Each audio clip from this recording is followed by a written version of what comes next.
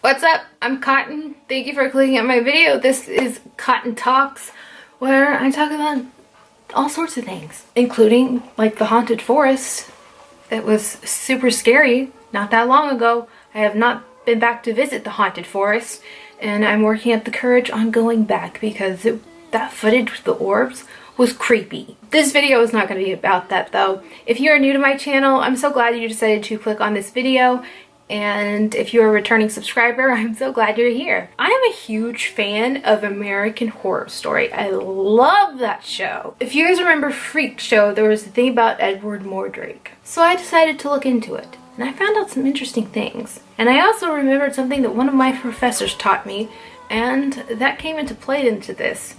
And I think it'll help us decide on the truth about Edward Mordrake. He's also referred to as Edward Mordrake or Mordrake. He was born with a face on the back of his head. There are no actual photos of Edward. We really aren't really sure what he looks like. In 1896, he was featured in Anomalies and Curiosities of Medicine. He was an heir to one of the noblest peerages in England, which I find that interesting. Edward never claimed his title, which is also very interesting too. And he committed suicide at the age of 23. He did live in complete seclusion. He was really a scholarly individual and he loved music, and he was a very talented musician as well. Face forward, he looked like a very graceful man and everything, but you know, when he turns around, there's the freaky face on the back of his head that's supposed to be a malevolent figure. Edward said that the malevolent face would say to him things that were only said in hell. I don't know what that's gotta be awful. I can't even imagine how bad that would be. I wonder if there is some sort of psychosis there, you know what I mean? It is said in this book that it did exhibit signs of intelligence. The face on the back, like if he was upset or crying and stuff, it would smile. Like, it just sounds bad. He went to endless doctors to try and get them to remove it from his head, but they wouldn't do that. And even upon his death, he insisted that it be removed from his body so it wouldn't torture him in the afterlife, possibly. He was buried in an unmarked, undisclosed grave. This thing really messed with his head. I had no pun intended there. He also would refer to it as his devil twin, or the devil face, or demon face. Those are the different terms that I have found that he would call it. Some people think that this is a case of asymmetrical conjoined twins. I really don't think that's the case. I read about that, and I know there's a lot of people that think that it is like that, or as it's called, a parasitic twin. I don't think that's what Edward had. One thing I found interesting, I mean, we don't know if this is true or not, but people would see the mouth moving but would never hear anything from it. He could have suffered from craniofacial duplication, whereas that's a very rare thing where another face is duplicated. And then there is craniopagus parasisticus. I think I said that right. And there's just under 50 instances documented since the mid-19th century. This is one thing that I kept in mind when doing all of my research on Edward Mordrake, or Mondrake, whatever you want to call him, was that I had a professor that once told me, if you really want to know what's going on in a society and a culture, that what you should do is look at the art and literature. And this is Victorian England. And in Victorian England, there was this huge surge of spiritualism. And when I say spiritualism, it's not probably what you're thinking of.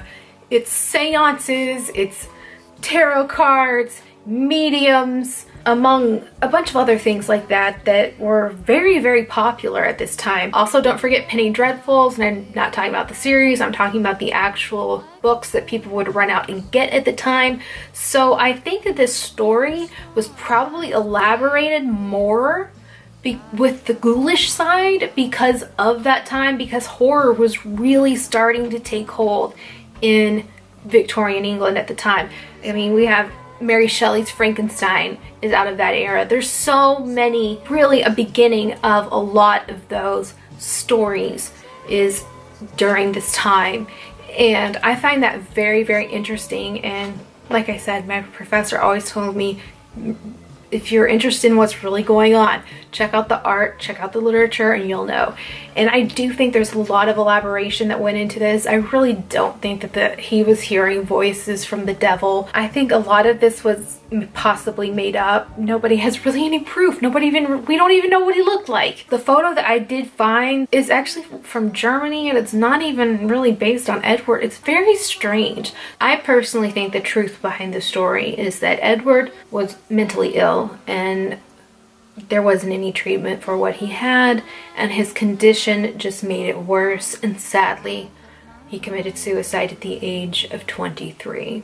That's the real horror part of the story, is to commit suicide at the age of 23. That's very sad. I really think that a lot of the story has been changed to suit that narrative and supernatural horror aspect that was so popular at the time. I mean, I don't know if you guys realize how incredibly popular these short stories and books on horror were, and even like exhibits in Victorian England were. They were massively popular. And that's what I think is the truth about Edward Mordrake, or Edward Mordrake, however you choose to say his name. I would love to know what you guys think about it. I'm trying to work up the guts to go back to the forest so we can investigate more. I really hope you guys liked this video. If you did, I'd really appreciate it if you give me a thumbs up. And if you haven't hit that subscribe button, why don't you go ahead and do that. Don't forget to hit the notification bell 2 times. Why don't you leave me a comment? Because I love comments. And I always reply to comments. You're one of my returning subscribers. I'm so happy you decided to watch this video. I really hope you enjoyed it. If there's any other urban legends or ghost stories or anything like that that you would like me to look into, why don't you just leave them in the comments so I can check them out and we can investigate them together. I'm Cotton, and I'll see you in the next video. Bye, you guys. Be safe.